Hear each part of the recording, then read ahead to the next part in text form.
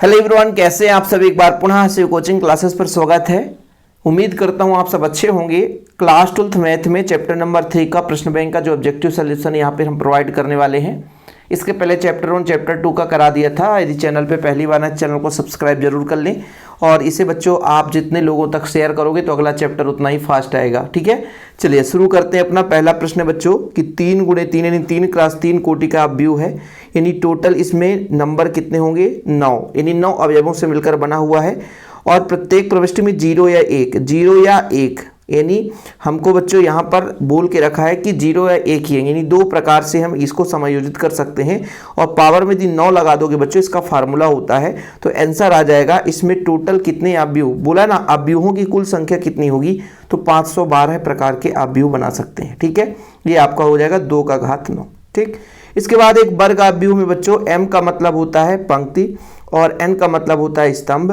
तो पंक्ति और स्तंभ जब समान होते हैं बच्चों, जैसे 2x2 3x3, तो इस तरीके से वो आपका वर्ग अवयव कहलाता है। तो m और n समान होना चाहिए तभी वो वर्ग अवयव कहलाएगा। इसके बाद बच्चों व्युत्क्रम कब होता है, व्युत्क्रम का जैसे मतलब a का b से गुणा करे या b का a से गुणा करे, एक दूसरे के व्युत्क्रम है, इसका मतलब आइडेंटिटी यानी तत्समक अवयव आपको मिलेगा, तभी वो आपका क्या कहलाएगा, व्युत्क्रम अवयव कहलाएगा। ठीक, क्लियर है, 3 क्वेश्चन कंप्लीट। चलिए अगला देखते हैं बच्चों, प्रश्न क्रमांक आपका चौथा। यदि एक अवयव a सममित और विषम सममित अवयव हैं तो एक ऐसा होना चाहिए, एक विकर्ण अवयव होना चाहिए, एक शून्य अवयव होना चाहिए, एक वर्ग अवयव होना चाहिए, या कि इनमें से कोई नहीं। चौथे का कौन सा आंसर होगा बच्चों, तो सममित और विषम सममित के लिए क्या होना चाहिए, एक शून्य अवयव हो। यदि a और b समान कोटि है ना, समान कोटि है, सॉरी यदि एक अवयव a सममित और विषम सम्मित दोनों ही है, मतलब सम्मित भी है विषम सम्मित है, तब बच्चों एक शून्य अवयव होगा। इसका option number B is the right answer. चलिए, यदि बच्चों a और b समान कोटि के सम्मित अवयव, बोला है सम्मित अवयव है, a और b समान कोटि के सम्मित अवयव हैं, तब ab माइनस ba जो करेंगे, तो यदि बच्चों सम्मित है तब इसका जो वैल्यू आएगा एक विषम सम्मित आएगा। ठीक है, विषम सम्मित। अभी आप लोगों से गुजारिश ये है कि बच्चों इसे आप लोग अभी ऑब्जेक्टिव तैयार कर लें, बाद में यदि मान लीजिए समय रहेगा तो डिटेल में बढ़िया आप लोगों को हर पॉइंट समझा दिया जाएगा डिजिटल बोर्ड के माध्यम से, बोर्ड एग्जाम को टारगेट में रखकर, तो आप परेशान भी नहीं होंगे। ठीक है, तो इसका हो जाएगा विषम सम्मित। अगला नंबर बच्चों, इसमें m × 1 है, मतलब m × 1 बच्चों, यानी ये पंक्ति है, ये स्तंभ है, एक ही स्तंभ है, एक ही स्तंभ है बच्चों, इसका मतलब स्तंभ अवयव है ना, सही है ना भाई, स्तंभ एक स्तंभ है, इसका मतलब स्तंभ अवयव हो जाएगा। ठीक है, यहाँ पर बच्चों 2x3 कोटि के अवयव में अवयवों की संख्या कितनी होगी बच्चों, तो बस 3 दूना 6 होगा, इसमें कुछ है नहीं, option number C is the right answer हो जाएगा। चलिए इसके बाद अगला प्रश्न देखिए, प्रश्न क्रमांक आपका बच्चों यहाँ पर, यदि आपके पास x 2 3 y बराबर है बच्चों, तो इनको तुलना कर दो, x का मान 1 y का मान 4, x का मान 1 y का मान 4, सीधा तुलना कर दो, समान है तुलना कर दो। यहाँ पर बच्चों अवयव का गुणनफल ए बी किस प्रकार से परिभाषित होगा, यहाँ पर ए बी किस प्रकार से परिभाषित होना चाहिए, m का मान यानी पहले अवयव की जो स्तंभ है बच्चों और दूसरे अवयव की जो पंक्ति है, यानी n और l समान होना चाहिए, तो इसका राइट आंसर होना चाहिए बच्चों आपका ऑप्शन नंबर बी। ठीक है, चलिए इसके बाद अपना अगला प्रश्न है कि 2x2 का अवयव है, मतलब 2 पंक्ति और 2 स्तंभ है।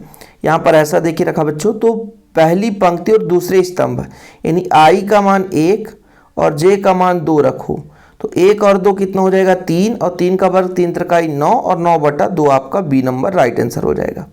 इसके बाद प्रश्न क्रमांक आपका 11 है।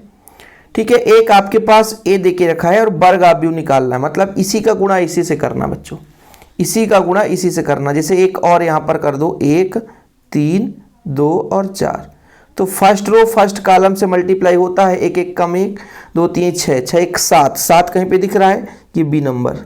ठीक है, आप लोगों को यही देखो, फर्स्ट रो फर्स्ट कॉलम को गुणा करके जोड़ दो, तो 1 1 कम 1 और 2 3 6 6 1 7 हो गया, बस ज़्यादा गुणा भी नहीं करना है, ज़्यादा गुणा भी ऑब्जेक्टिव में यही तो होता है, पूरा थोड़ी ना गुणा करना है। इसके बाद ए बी का मल्टीपल का व्युत्क्रम होगा बी ए, लेकिन वो भी कैसा बच्चों, ये वाला बी नंबर होगा, ये फार्मूला ही है अपना। ठीक है, ये अपना फार्मूला ही है। ठीक, चलिए अगला है ए बी के अवयवों की संख्या कितनी होगी, यहाँ पे बच्चों first row first column, first row second column, first row third column, फिर second row first column, second row third column, second row second column, फिर थर्ड कॉलम, फिर third row first column, third row second column, third row third column, मतलब 9 बार। यानी total अवयवी की जो संख्या आएगी प्यारे बच्चों वो कितनी आएगी? 9 आएगी। ठीक, चलिए इसके बाद सम्मित आव्यूह है बच्चों, यहाँ पर बताना है सम्मित आव्यूह कौन सा होगा। इसके बाद आपका यहाँ पे सम्मित आव्यूह बोला है, सम्मित आव्यूह कौन सा होगा? तो इसका जो राइट आंसर होने वाला बच्चों ऑप्शन नंबर सी देख लेना, यही होगा। इसको थोड़ा सा आप लोग कैलकुलेट करके देख लेना, है ना। चलिए इसके बाद अपन पहुंचते हैं बच्चों सत्य असत्य में। सत्य असत्य में बच्चों पहला प्रश्न है, क्या एक पंक्ति आव्यूह है? ठीक है, केवल इसमें एक ही पंक्ति है बच्चों, m क्रॉस n। यदि m का मान 1 है तो एक पंक्ति होगा, ठीक है, तो इसलिए पंक्ति आव्यूह। यदि n का मान 1 होता तो केवल 1 है तो आपका वो स्तंभ आव्यूह कहला जाता है। ठीक है, तो पंक्ति m जो है वो पंक्ति को बताता है, n जो है आपके स्तंभ को बताता है। ठीक है, चलिए अगला देखते हैं बच्चों। आव्यूहों के योग की संक्रिया के लिए सहचर नियम का पालन नहीं होता है, पालन नहीं होता है, इसका राइट आंसर बताना है आपको। इसका खाली आव्यूहों के योग की संक्रिया के लिए सहचर नियम का कब नहीं होगा बच्चों? तो मेरे हिसाब से सहचर का नियम जो होगा वो गुणन में नहीं होगा। ठीक है, गुणन पालन नहीं होता है, लेकिन बच्चों यहाँ पर योग में तो होना चाहिए कि नहीं होगा? आव्यूहों के योग संक्रिया के लिए सहचर नियम का पालन नहीं होता है तो योग में तो होना चाहिए, इसलिए यहाँ पे नहीं शब्द दिया है तो भाई साहब ये आपका असत्य हो जाएगा, पहला सत्य हो जाएगा। ठीक, पहला आपका सत्य हो जाएगा बच्चों, यानी पंक्ति आव्यूह है, दूसरा आपका असत्य हो जाएगा क्योंकि योग में आपका सहचर नियम का पालन होता है। अगला प्रश्न प्यारे बच्चों, यदि किसी ए आव्यूह के लिए ऐसा दे के रखा है तो स्तंभ आव्यूह है? नहीं, n का मान 1 होना चाहिए तब वो स्तंभ होता बच्चों, इसलिए आपका गलत हो जाएगा। आव्यूहों के गुणन संक्रिया में क्रम विनिमय का नियम का पालन होता है? गुणन संक्रिया में क्रम विनिमय नहीं होगा, योग में हो सकता है लेकिन गुणन में नहीं होगा भाई, उल्टा हो जाएगा, आंसर गलत आ जाएगा, इसलिए ये भी आपका असत्य हो जाएगा। ठीक, अगला देखिए बच्चों, यहाँ पर देखिएगा 3 आव्यूह ए बी सी इस प्रकार से कि ए बी सी बराबर ए बी सी। तो यहाँ पर बच्चों गुणा का तरीका तो वही है ना, कि उल्टा ये ए बी सी और ए बी सी, हाँ गुणा तो एक ही क्रम में हो रहा है, ए बी का गुणा करके सी से कर दो या बी सी को गुणा करके ए से कर दो, वही आएगा। ठीक है, क्योंकि क्रम सही है तो आंसर आपका वही आएगा बच्चों, सत्य है। प्रत्येक वर्ग आव्यूह के एक विकर्ण आव्यूह होता है? अरे नहीं भाई, वर्ग आव्यूह का मतलब ये होता है कि जितने पंक्ति हैं उतने ही स्तंभ होना चाहिए, जैसे 2 पंक्ति हैं तो 2 स्तंभ होना चाहिए। लेकिन भाई प्रत्येक वर्ग आव्यूह में कुछ और हो सकता है, विकर्ण आव्यूह थोड़ा सा अलग है, दोनों की परिभाषा अलग है बच्चों। ठीक है, प्रत्येक वर्ग आव्यूह के अदिश आव्यूह होता है, ये भी आपका अलग गलत है, दोनों गलत हैं आपके। ठीक, अगला नंबर देखिएगा, प्रत्येक विकर्ण आव्यूह एक अदिश आव्यूह होता है, ये भी आपका गलत है, मतलब तीनों गलत है। प्रत्येक अदिश आव्यूह एक विकर्ण आव्यूह होता है, ये बल्कि सही है, प्रत्येक अदिश आव्यूह एक विकर्ण आव्यूह होता है, प्रत्येक अदिश आव्यूह एक विकर्ण आव्यूह होता है। ठीक है, इसके बाद प्रत्येक अदिश आव्यूह एक तत्समक आव्यूह होता है। तत्समक में तो भैया 1 ऐसा नहीं होगा, आइडेंटिटी मतलब विकर्ण में 1 होना चाहिए, तो प्रत्येक अदिश आव्यूह ये आपका गलत हो जाएगा। प्रत्येक तत्समक आव्यूह एक अदिश आव्यूह है, भाई यहाँ पे थोड़ा सा बार बार घुमाया है, बाकी ये इसका आपको याद कर लेना भाई, ये आपका सत्य है। प्रत्येक तत्समक आव्यूह एक विकर्ण आव्यूह होगा, प्रत्येक तत्समक में आइडेंटिटी 1 तो विकर्ण में डायगोनली 1 सही है, तो ये आपका सही है। प्रत्येक तत्समक आव्यूह एक वर्ग आव्यूह होगा, ये बल्कि सही है, प्रत्येक तत्समक आव्यूह एक वर्ग आव्यूह होगा, ये सही है, क्योंकि भाई तत्समक आइडेंटिटी 1 होगा ही होगा, तो आपका भाई विकर्ण आव्यूह होगा। ठीक है, किसी आव्यूह के परिवर्त आव्यूह का पुनः परिवर्तन मूल आव्यूह के बराबर होता है, ये सही है, कि यदि 2 बार परिवर्तन कर दोगे तो मूल आव्यूह के बराबर हो जाएगा, ये आपका सही है। इसके बाद प्यारे बच्चों, यदि आव्यूह ए इस प्रकार है कि ए का परिवर्त, तो ए को विषम सम्मित आव्यूह बोलेंगे, क्या सही है? विषम सम्मित आव्यूह होगा, ये थोड़ी ना प्रगुण है विषम सम्मित का, इसलिए गलत हो जाएगा। यदि वर्ग आव्यूह ए है और ये माइनस आ गया तो विषम सम्मित आव्यूह, ये बिल्कुल सत्य है, माइनस आना चाहिए विषम सम्मित में, और सेम आ गया तो सम्मित हो गया बच्चों। यदि दो आव्यूह इस प्रकार हैं कि ए बी का जो मल्टीपल है वो आपका तत्समक होता है, तो परिवर्त आव्यूह हो तो आव्यूह एक दूसरे के परिवर्त आव्यूह होंगे, ये गलत है, ये गलत है बच्चों। ठीक है, दो आव्यूहों का योग ज्ञात करने के लिए यह आवश्यक नहीं कि उनकी कोटियां समान हो। अरे भाई गलत है, कोटि समान होना चाहिए तभी तो भाई योग होगा, नहीं तो गलत हो जाएगा। इसके बाद 2x3 का आव्यूह 3x4 का गुणनफल प्राप्त ए बी का 2x4 होगा, तो भाई 3 से 3 कट जाएगा, 2 4 बचे, हाँ 2x4 हो जाएगा, सही है। ठीक, चलिए आगे बात करते हैं बच्चों एक वाक्य में उत्तर। अब इसमें थोड़ा सा आपको कैलकुलेशन करना है, कैलकुलेशन आप जितना अच्छे से कर लेंगे उतना आपसे ये बनेगा। तो इसमें आपका क्या है बच्चों, कैलकुलेशन है। एक वाक्य में उत्तर मतलब ए है तो इसी को लो, फिर इसका परिवर्त निकालो बच्चों। परिवर्त में इसका भाई स्तंभ को, जैसे यहाँ पर आपका ये आपका पंक्ति है, इसको स्तंभ में बदल दो, काश यहाँ पे आपका माइनस साइन हो जाएगा और ये आपका साइन और ये काश हो जाएगा। जब जोड़ेंगे बच्चों तो काश काश जुड़ेगा, साइन साइन कट जाएगा, तो आपका हो जाएगा 2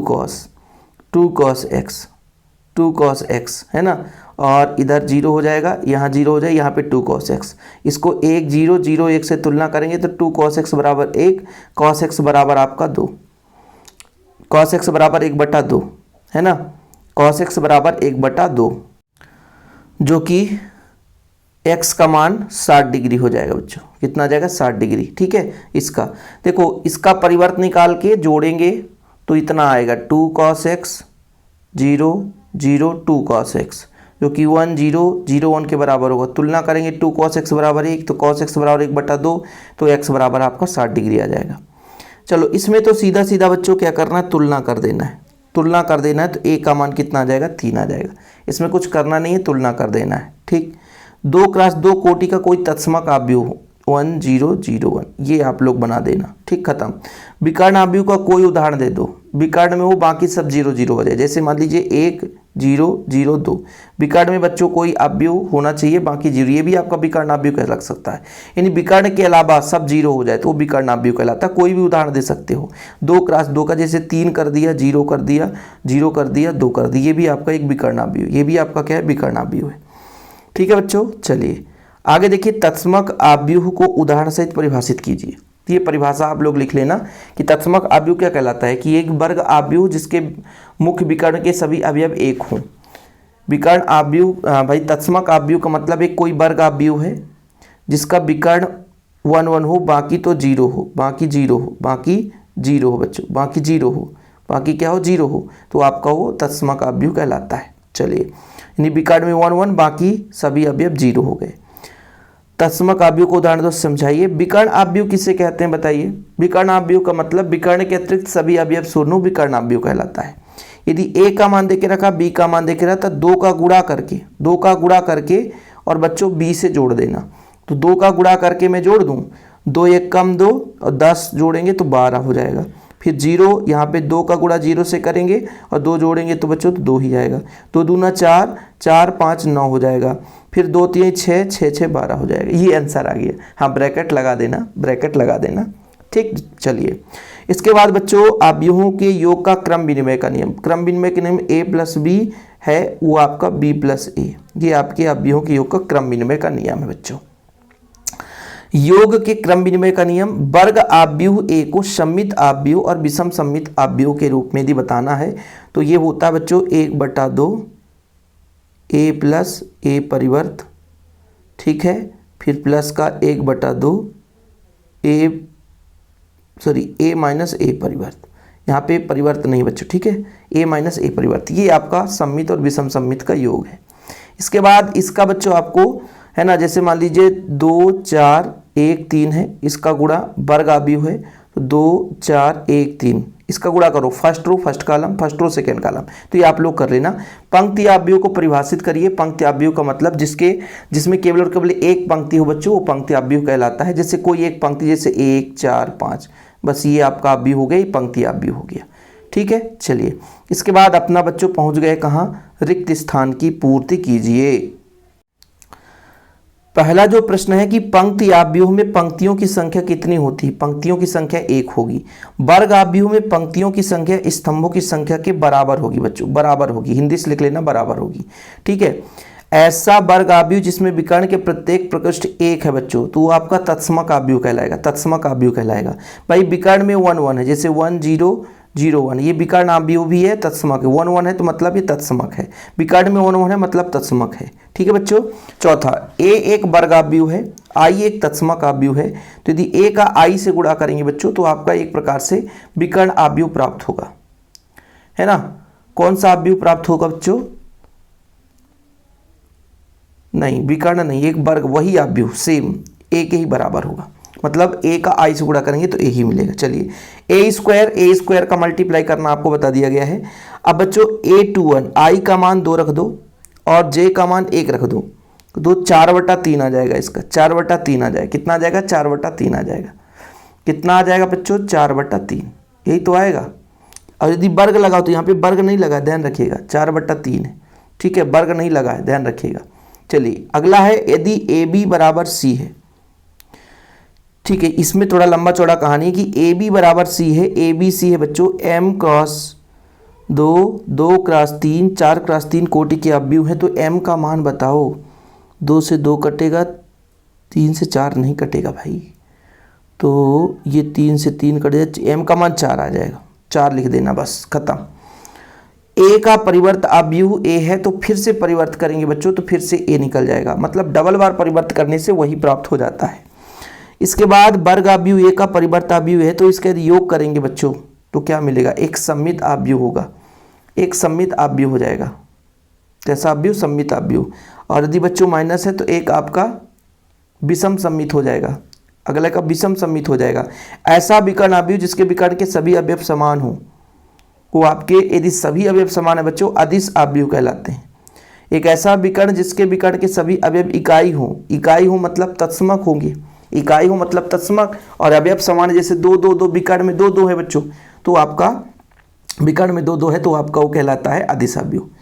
यहाँ पर देखो, इसको x y z का मान निकालना भाई, इसका पूरा मल्टीप्लाई करना पड़ेगा, है ना, मल्टीप्लाई करके फिर तुलना करना पड़ेगा।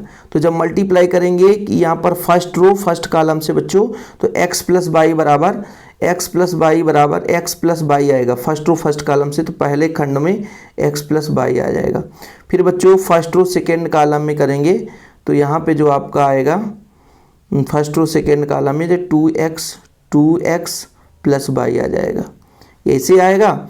फिर बच्चों इनकी तुलना करेंगे और तुलना करके भाई फिर आप सॉल्यूशन करना, तो x प्लस वाई बराबर 5 हो जाए, सीधा सीधा पहले नंबर में x प्लस वाई बराबर 5, तो 5 कर दो, खत्म। तुलना तो करना भाई, तुलना करके मान निकालो। a प्लस बी बराबर 0 है, 0 नहीं है, o है, और a का मान है, o का मान है, तो b का मान कैसे निकलेगा, 0 शून्य आव्यूह है, तो b का मान निकालने के लिए अपन को शून्य में माइनस a करेंगे, शून्य में a घटा देंगे, यानी सब में माइनस लगा दो, -1 -2 -4 -3, इसका आंसर आएगा, बन जाएगा। चलो, a और b एक दूसरे के व्युत्क्रम आव्यूह हों तो, एक दूसरे के व्युत्क्रम आव्यूह हों तो ए बी बराबर कितना होगा, एक तत्समक आव्यूह आएगा, याद रखिएगा तत्समक आव्यूह आएगा। क्या आएगा बच्चों, तत्समक आव्यूह आएगा। इसके बाद सही जोड़ी में मिलान करना है, और आप लोग काफ़ी समझदार हो, फटाफट कर लीजिए। चलिए शुरू करिए भाई। पहला बच्चों की ए का परिवर्त करने पर सेम आ जाए तो एक सम्मित आव्यूह कहला जाएगा, और यदि माइनस आ जाए तो विषम सम्मित आव्यूह कहला जाएगा, ठीक है। परिवर्त का मतलब सीधा सीधा इसमें जाएगा बच्चों, और इस परिवर्त का मतलब सीधा सीधा इसमें जाएगा, ठीक। तत्समक आव्यूह का सीधा सीधा मतलब डायगोनली विकर्ण में 1 1 होना चाहिए प्यारे बच्चों।